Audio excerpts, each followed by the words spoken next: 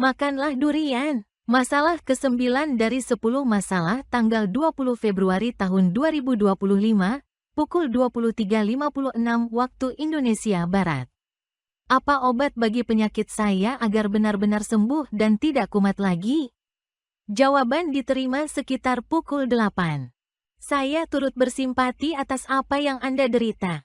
Keputusan Anda mengirim pertanyaan kepada saya, mungkin, walahu aklam, sebab Anda berada di ambang gerbang keputusasaan dalam mencari kesembuhan.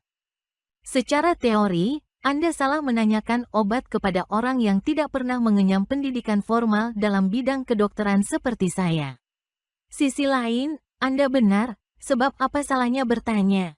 Bukankah kesembuhan bukan hanya diberikan oleh Allah melalui tangan dokter? Pernah seseorang mendatangi Ibnu Sirin yang bukan seorang dokter. Orang ini berkata, "Aku bermimpi seakan-akan ada yang berkata kepadaku, jika engkau ingin sembuh dari penyakitmu, ambil dan makanlah buah lawala."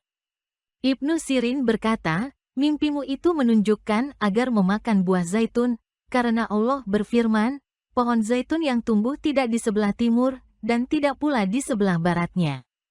Quran Surah 24 ayat 35. Kejadian serupa tapi tidak sama, terjadi pada diri saya sendiri.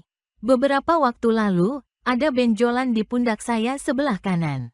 Seorang teman pernah mengajak saya untuk menemui seorang dokter.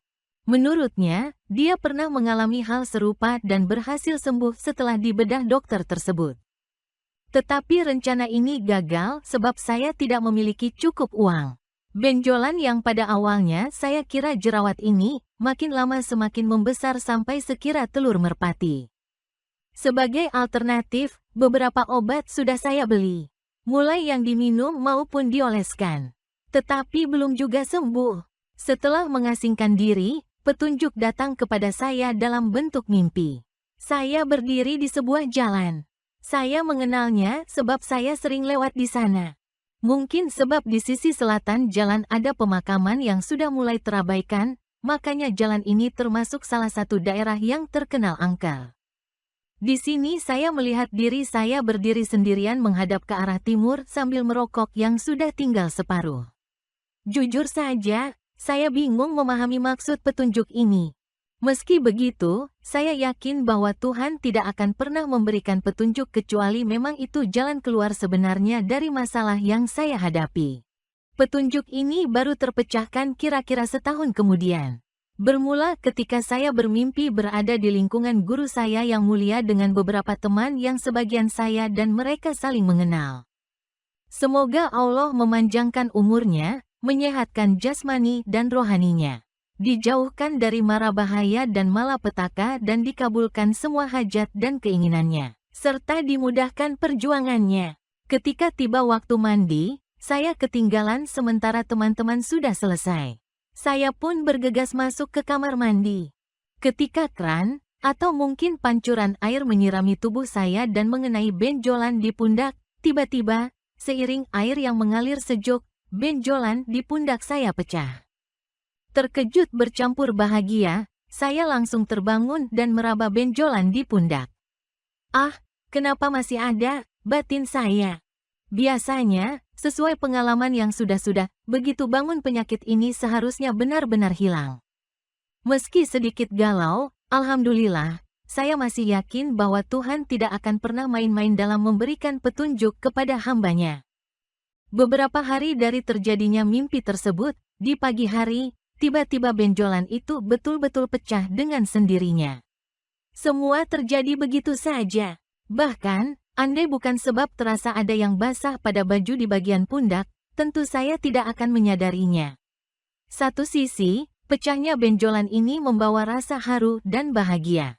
Sisi lain, peristiwa ini juga menandai semakin kuatnya polarisasi yang menjadikan saya semakin terasing sebab menggigit akar pohon dan meski kadang kehausan saya enggan meminum air yang telah berubah.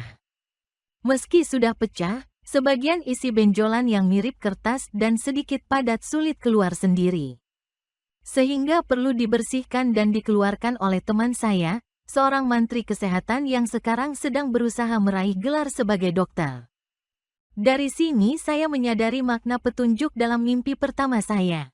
Satu-satunya biaya untuk semua ini hanya sebungkus rokok.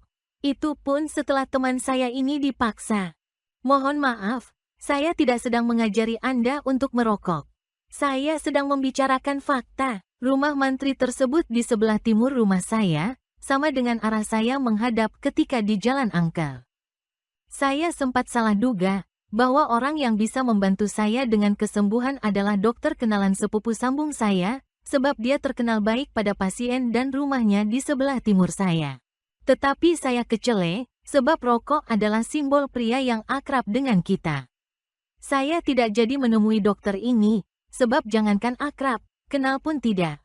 Apalagi, meskipun di timur rumah saya, dia sekarang lebih banyak tinggal di sebelah barat rumah saya.